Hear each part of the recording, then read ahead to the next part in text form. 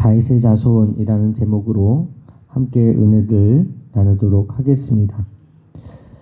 그리스도는 혈통적으로 다윗의 후손으로 오셨어요.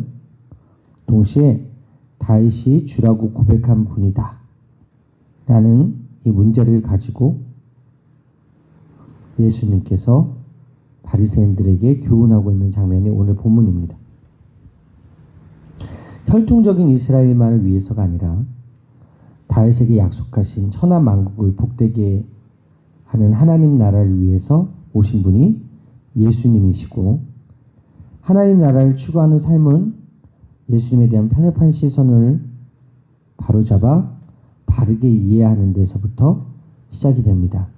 예수님께서 오늘 다윗의 자손이라는 호칭이 갖는 한계를 지적하고 오해를 바로 잡아주시는 본문이 마태복음 22장 41절 이하의 말씀인데, 우리 41절에서 45절까지 읽겠습니다. 시작. 바리새인들이 모였을 때 예수께서 그들에게 물으시되 너희는 그리스도에 대하여 어떻게 생각하느냐? 누구의 자손이냐? 대답하되 다윗의 자손이니이다. 이르시되 그러면 다윗이 성령에 감동되어 어찌 그리스도를 주라 칭하여 말하되 주께서 내 주께 이르시되 내가 내 원수를 내 발 아래에 둘 때까지 내 우편에 앉아 있으라 하셨도다 하였느냐? 다윗이 그리스도를 주라 칭하였은즉 어찌 그의 자손이 되겠느냐 하시니. 그리스도는 다윗의 육신적인 후손이지만 영적으로 예수님이 이미 다윗 전부터 존재하신 하나님이십니다. 성경에서 다윗이 그분을 가르쳐 주라고 부른 것도, 다윗은 메시아가 단순히 후대에 올 인간이 아니라 주라고 불러야 할 만큼 하나님과 밀접하게 관련된 존재임을 알고 있었기 때문에 그렇게 고백한 거거든요. 이 본문 말씀은 이해하기가 어렵기 때문에 한번 생각해 봐야 돼요. 예수님을 향해서 다윗의 자손이라고 부른 예가 성경 속에 얼마나 있는가. 누가복음에도 20장 41절 이하에 오늘 본문의 말씀이 동일하게 기록이 되어 있고요. 누가복음 18장 38절에 나오는 여리고의 소경 바디메오가 주님을 보고 다윗의 자손 예수여 라고 외친 것과, 마태복음 21장 9절에 나오는 예수님의 예루살렘 입성 때 온 무리들이 예수님을 향해서 다윗의 자손 예수여 라고 외친 것이 대표적인 사건입니다. 사실 당시에 다윗의 자손이라 하는 것은 메시아를 의미를 했는데, 오늘 본문에서 예수님께서는 다윗의 자손이라는 명칭에 의문에 던지는 사람들에게 해석을 해주고 계시는 거예요. 오늘 본문의 주님 말씀은 시편을 인용하신 건데, 여기서 다윗은 주님께서 당신의 기름 부음 받은 자에게 말씀하시기를 그의 원수가 발등상에 될 때까지 당신의 오른편에 앉으라, 그에게 하시는 말들을 들었다고 말하고 있으며, 또 다윗은 메시아를 나의 주라고 부르는 장면이 나와요. 이것이 어떤 의미인가? 어떻게 메시아가 다윗의 자손인 동시에 다윗의 주가 될 수 있겠는가 하는 문제를 예수님이 다루고 계시는 거죠. 이것은 주님께서 당시 널리 알려진 메시아 관념을 새롭게 가르쳐주고 있는 거예요. 정정하는 거죠. 당시 유대인의 메시아관은 메시아가 오셔서 온 세계에서 가장 강하고 위대한 나라가 되게 할 것이라고 믿었어요. 즉 메시아가 정치적 메시아였어요. 그래서 예수님의 제자들도 예수님께 기대한 것이 정치적인 예수님이었죠. 헤롯을 무너뜨리고 가이사랴를 무너뜨리고 빌라도를 무너뜨리고 그 자리에 예수님이 앉기를 원하는 그런 마음으로 예수님을 쫓은 제자들이 있었어요. 그 당시 문화가 메시아는 정치적인 메시아였고, 이것이 다윗의 자손으로서의 메시아였어요. 그러나 주님은 이런 유대인의 생각을 거부했죠. 오히려 메시아는 다윗이 믿었고 고백했던 주님이시다. 한 단계 더 나아가서 메시아관을 확장시켜 주시는 거죠. 예수님은 이 백성들이 생각하는 다윗의 자손에 대해서 관념을 바꾸지 않으면 안 된다. 패러다임을 전환해야 된다라고 말하는 거예요.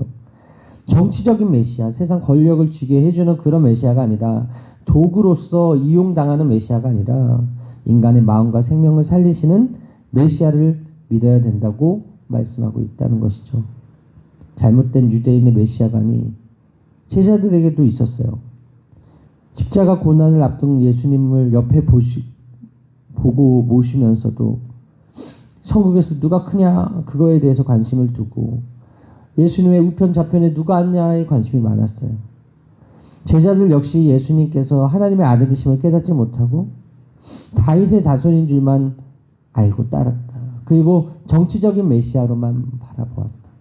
마태복음 22장 45절에 주께서는 다윗이 그리스도를 주라 청하였은즉 어찌 그의 자손이 되겠느냐 하시니라고 반문하셨죠.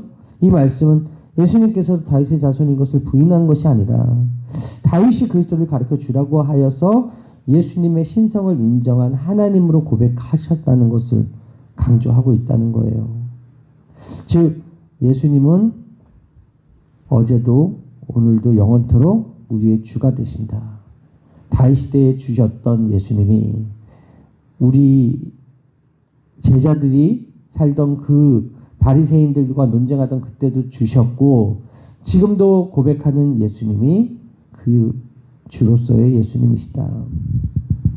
그래서 우리가 예수님을 어떻게 이해해야 되겠는가? 첫 번째가 그리스도는 영원전부터 계셨다는 것이죠. 선지자 이사야는 장차 오실 메시아에 대해서 영원전부터 계셨던 분이라는 말로 주님을 표현했는데 이사야 9장 6절 이제 곧 우리가 이제 성탄절을 맞이하잖아요. 그 예언의 말씀이 있는 거예요.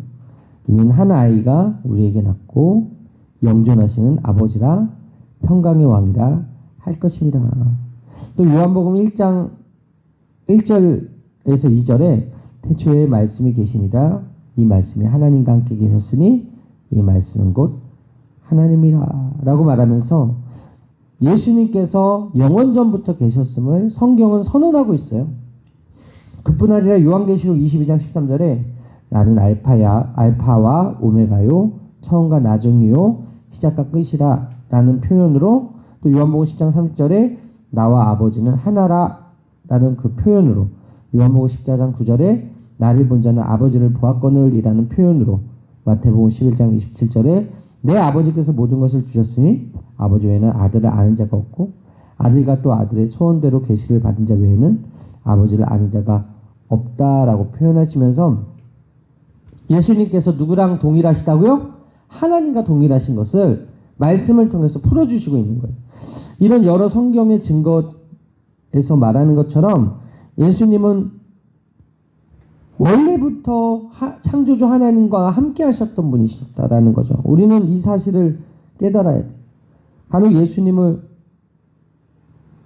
하나님의 아들로서 부인하는 이단들은 이것을 깨닫지 못하고 부인하죠. 그리고 그 예수님의 자리에 자기 교주를 대입해서 보는데 그러면서 예수님을 한낱 인간 선지자로 취급하는 사람들도 있는데 이것은 잘못된 사고라는 것입니다. 두 번째로 살펴볼 것은 예수님은 하나님으로서의 속성을 가지고 계셨다는 건데 첫 번째가 예수님은 성결하신 분이에요. 믿으시면 아멘. 히브리서 7장 26절에 이러한 대제사장은 우리에게 합당하니 거룩하고 악이 없고 더러움이 없고 죄인에게서 떠나 계시고 하늘보다 높이 되신 자니라 라고 말하고 있거든요. 예수님이 한 점 죄도 없으신 거룩한 분임을 성경 히브리서가 기록하고 있어요. 이 사실을 사탄도 인정을 했는데 누가복음 4장 34절에 예수님을 만난 그 귀신 들린 자가 이렇게 고백합니다. 나는 당신이 누구인 줄 아노니 하나님의 거룩한 자니이다. 예수님 어떤 분이라고요? 거룩하신 분이시다. 그런데 여러분 다윗이 거룩했습니까? 다윗도 흠이 있었죠. 그도 살인 교사했고요. 그도 간음했어요. 그도 교만했고요. 그도 음란했습니다.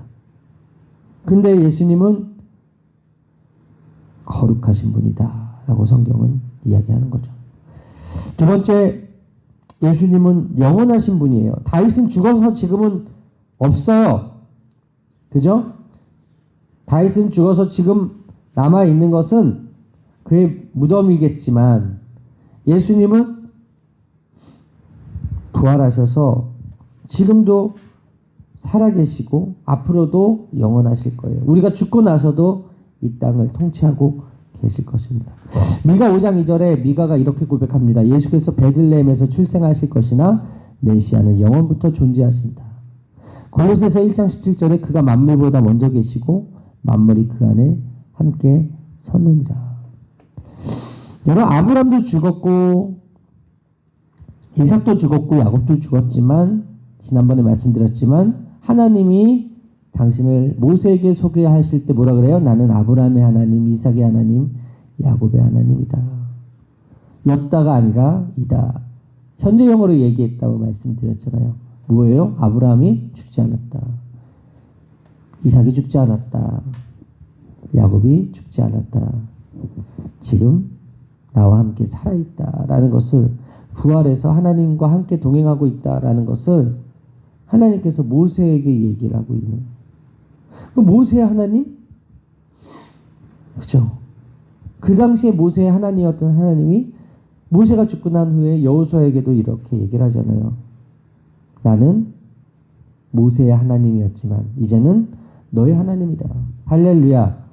여호수아의 하나님이 되셔서 가나안까지 인도하는 그 여정 가운데 여호수아와 또 함께 하시고 사사시대 이후에 사울과 함께 하셨지만 사울이 교만하고 하나님을 제대로 순종하지 못하고 하나님의 말씀대로 서지 못하니까 그를 버리시고 사무엘을 통해서 다윗을 택하시고 기름 부으시잖아요. 결국 인간은 수명이 있고 인간은 죽게 되지만 그 인간이 아닌 하나님은 영원 전부터 계시고 영원하실 것이다 라는 것을 밝혀주고 계시다는 사실입니다. 그리고 메시아는 어떤 능력이 있어요? 전능하셔요. 히브리서는 예수님의 우월성을 1장 3절에 이렇게 고백합니다. 이 아들을 만유의 후사로 세우시고 또 저로 말미암아 모든 세계를 지으셨느니라. 이는 하나님의 영광의 광채시요 그 본체의 형상이시라. 그의 능력의 말씀으로 만물을 붙드시며 죄를 정결케 하시느니라 라고 증거하고 있어요. 여러분, 우리가 영화를 보게 되면 전능한 능력을 가진 히어로들이 나와요. 뭐 토르라던가 캡틴 아메리카라던가 아이언맨이라던가 스파이더맨, 배트맨, 뭐 슈퍼맨, 맨들이 많이 나오죠. 그래서 나온 게 또 원더우먼 이렇게 여자 캐릭터들도 히어로들도 나오는데 그들이 힘이 있는 것 같죠. 다 어디서 나온 거예요? 예수님의 전지전능하심을 그들이 벤치마킹 한 거겠지. 인간이 창작을 가지고서 마블 영화를 만든 거 아닙니까? 영화는 영화일 뿐이고 이 현실 가운데 가장 전능하신 능력을 가지신 분이 누구다? 예수님이시다. 그래서 그 모든 만물이 예수님 앞에 복종할 수밖에 없음을 기억하시게 되기를 바랍니다. 또 예수님은 전지하시죠. 요한복음 16장 30절에 우리가 지금에야 주께서 모든 것을 아시고 이로써 하나님께로서 나오심을 우리가 믿사옵나이다 라고 말하고 있는데 예수님께서 전지하시다는 사실은 마태복음 9장 6절에서 인간이 무엇을 말하기 전에 예수는 그들의 생각을 미리 알고 계시다라고 기록하는 것처럼 우리의 생각을 읽고 있는 거예요. 다윗은 인간이었기 때문에 사울의 생각을 제대로 알지 못했을 수도 있고 압살롬의 생각을 읽을 수 없었을 수도 있어요. 그런데 전지하신 하나님은 당신을 지금 궁지에 몰고 있는 바리새인들의 생각과 사두개인들의 생각과 이 종교 지도자들의 생각을 다 알고 말씀하고 있는 거예요. 우리가 믿는 예수님은 전지하신 분이다. 또 우리가 믿는 예수님은 어떤 분이시다? 어디에다 계시는 전제하신 분이다. 전제. 요한복음 1장 18절에 본래 하나님을 본 사람이 없을 때 아버지 품속에 있는 독생자신 하나님이 나타내셨느니라. 요한복음 3장 13절에 하늘에서 내려온 자 외에는 하늘에 올라간 자가 없다. 마태복음 28장 20절에 볼지어다 내가 세상 끝날까지 너희와 항상 함께 있으리라. 예수님이 성령과 동등하신 분으로서 전제의 사실, 즉 어디에든 계신다.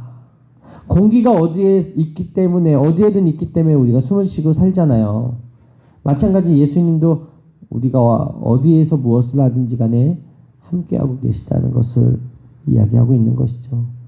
여섯 번째, 다윗의 자손이지만 우리와 함께 하신 예수님 어떤 분이다? 죄를 사하는 능력이 있다는 것입니다. 예수님의 공생과 사역 때 수많은 병자들을 고치시면서 죄 선언을 하셨죠. 중풍병자가 그 병을 고쳐달라고 하였을 때 예수님은 소자야 내 죄사함을 받았다라고 말씀하셨고, 이 말을 들은 서기관이 걸었어요. 신성모독으로. 이 사람이 어찌 이렇게 말하는가? 참나마도다. 오직 하나님 한 분 외에 누가 능히 죄를 사하겠느냐. 근데 이 비난의 말을 통해서 발견할 수 있는 게 뭐예요? 하나님이니까 죄를 사하는 거예요.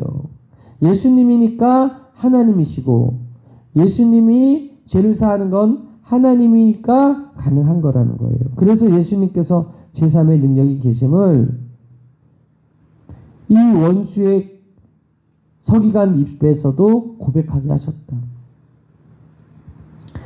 그리고 예배받을 권리가 있으신 분이다. 빌립보서 2장 10절 이하에 사도 바울이 이렇게 말합니다. 모든 무릎을 예수 이름에 꿇게 하시고 모든 입으로 예수를 주라 시인하여 하나님 아버지께 영광을 돌리게 할 것이라. 성경은 우리들이 예수를 믿고 그를 예배할 것이라고 말씀을 하고 있고, 실제로 지금 수많은 사람들이 그 예수 이름 앞에 무릎을 꿇고 있음을 우리가 목도하고 있지 않습니까? 예수님은 우리의 메시아 그리스도가 되셔서 지금 우리 교회를 통치하고 계시고 우리 교회 머리가 되십니다. 그리고 그 예수님을 믿는 모든 사람들에게 구원을 선물로 주시고 계십니다. 마태복음 1장에 이런 선언이 나와요. 아브라함과 다윗의 자손 예수 그리스도의 세계라. 이 선언이 주전과 주후를 나눠요. BC와 AD를 나눠요.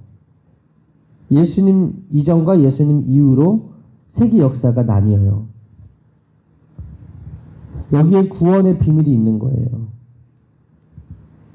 다윗의 자손 예수라는 그 말은 역사 속에 기독교가 어떤 위치에 있는가를 가르쳐주고 있어요.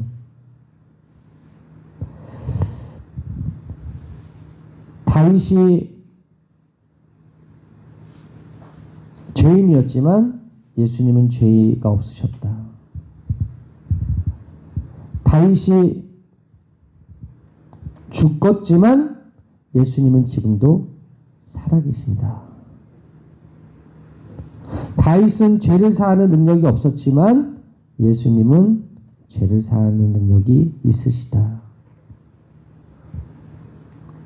다윗은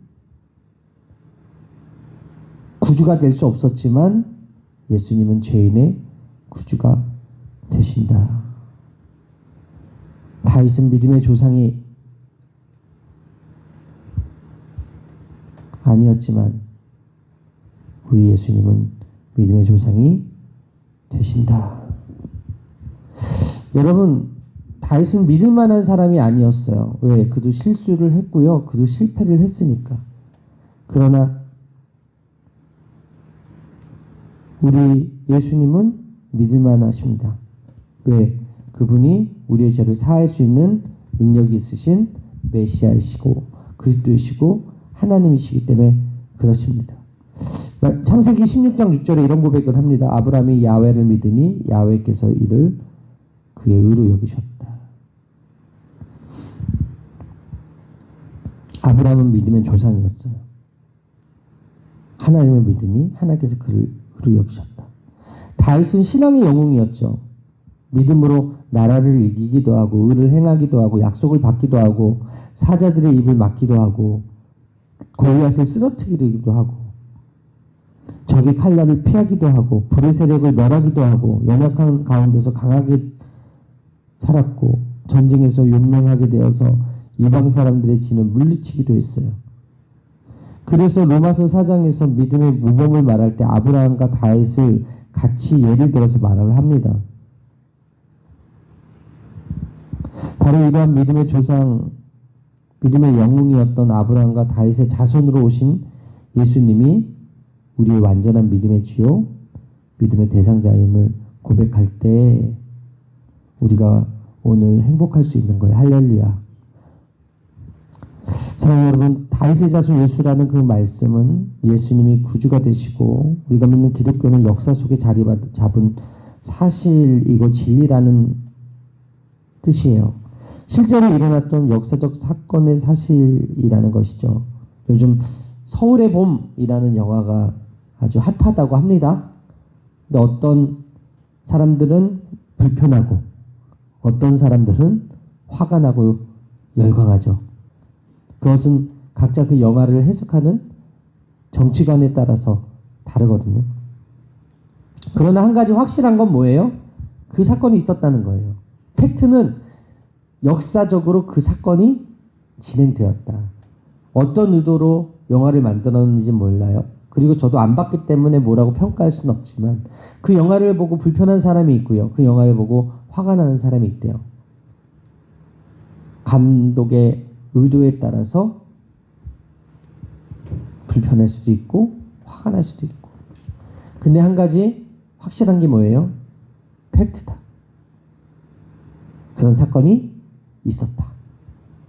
그래서 우리가 얘기하는 것은 역사적 사실이다 라고 이야기하는 거 아니겠습니까? 예를 들어서 안중근 의사 이토 히로부미를 시해한 그런 사건들, 이 역사죠. 이순신 장군의 그 엄청난 업적을 우리가 지금 영화로 만들고 보고 있는데 역사죠. 유관순이 3.1운동 때 열심히 대한독립 만세를 외치다가 옥중에서 순교한 것도 역사죠. 6.25 전쟁도 역사죠. 2002년 월드컵도 역사고. 우리 이런 역사 속에서 자리 잡은 이런 지식들을 책이나 영화나 이런 뉴스들을 통해서 지식을 얻는데 그리고 믿게 되죠. 우리는 그 역사 속에서 자리 잡은 사건들을 눈으로 보진 못했어요. 직접 그 현장에 있지도 못했어요. 그래도 믿어요. 왜요? 역사니까. 그 지식의 믿음은 바로 역사적 기록, 문헌에서 얻기 때문에. 그런데 만약 나는 그 사건 보지 못했기 때문에 못 믿겠다 라고 한다면 무식한 사람일 수도 있고 꼰대일 수도 있고 정상적인 사회생활을 못하는 사람일 수도 있겠죠. 우리는 역사 속에 자리 잡고 있는 하나님의 특별 계시로 오신 예수 그리스도를 말씀을 통해서 만나고 있습니다. 할렐루야. 그것이 바로 예수 그리스도의 역사적 탄생 사건, 성탄절이고 예수님께서 3년 6개월 동안 공생애를 지내시면서 하셨던 수많은 이적과 기사가 우리가 당장 눈앞에서 보진 못했지만 말씀이 증거하고 있고 그것을 믿을 때 하나님이 의롭다 하시는 거예요. 그런데 그 앞에서 예수님께서 치료를 행하고 죽은 자를 살리고 오병이어를 나타내시고 하심에도 불구하고 바리새인과 서기관들은 예수님을 대적하고 그 편에 서지 못했다. 따라서 우리가 오늘 감사해야 될 게 뭐예요? 보지 못했는데도 믿어져. 그게 은혜예요. 할렐루야. 구원의 반열에 드는 첫 번째 조건, 보지 않고 믿는 자가 복이 되는 거예요. 할렐루야. 예수님은 혈육으로는 다윗의 자손으로 오셨어요. 순서대로 이렇게 쫙 나열하면 다윗의 뒤에 서신 거죠. 그러나 신앙 고백의 대상으로 다윗이 이미 예수님을 메시아로, 주를 그리스도로 인정을 하신 하나님이세요. 다윗이 주님을 주라 칭하였기 때문에 예수님은 다윗의 자손이 아니고 오히려 하나님의 독생자이신 주님이시고 영원부터 영원까지 계신 분임을 기억하시고 이 주님께 영광을 돌리는 오늘 하루가 되기를 주님으로 축원합니다. 마지막으로 45절 46절 읽고 마치겠습니다. 시작. 다윗이 그리스도를 주라 칭하였은즉 어찌 그의 자손이 되겠느냐 하시니 한 마리도 능히 대답하는 자가 없고 그날부터 감히 그에게 묻는 자도 없더라. 성경을 인용하며 시험을 목적으로 한 바리새인들의 질문에 명확하게 답을 제시하니까 율법의 전문가를 자처하는 사람들이 율법을 통해서 그들의 질문 속에 담긴 무지를 경험하니까 반응이 뭐예요? 입을 다물었다는 거예요. 한마디도 대답하는 사람이 없고 그 이후부터는 묻는 자도 없다. 진리는 여러분 열린 마음으로 수용할 때 은혜가 되는 거예요. 하나님의 말씀은 아멘하고 받으면 버릴 것이 없고 아멘하고 받으면 복이 되는 겁니다. 그런데 바리새인과 사두개인과 종교 지도자들은 진리를 앞에 두고서도 부정하니까 지금도 욕먹고 있는 거 아니겠어요? 다윗의 자손 예수님은 다윗의 뒤에 오셨던 분이셨지만 다윗보다 먼저 선지에 계셨고 지금도 살아서 우리의 하나님으로 함께하고 계심을 믿으시고 그 다윗의 자손 예수님과 동행하여서 승리하는 오늘 하루가 되기를 주님의 이름으로 축원합니다. 축원합니다. 기도하시겠습니다. 참 좋으신 하나님, 오늘 말씀을 통하여서 하나님의 아들 예수님이 다윗의 후손으로 오셨지만 다윗보다 먼저 선지자에 계시고 지금도 우리와 함께 하시고 있음을 말씀을 통해서 깨닫게 하시는 은혜를 감사합니다. 주님, 우리가 어디서든지 그 역사적 사실을 알고 믿고 깨닫고 행하여서 우리 살아계신 예수님을 증거하며 그 예수님을 알지 못하는 자들에게 당당하게 복음을 전하는 오늘 한 날 되게 하여 주옵소서. 감사드립니다. 예수님의 이름으로 기도합니다. 아멘.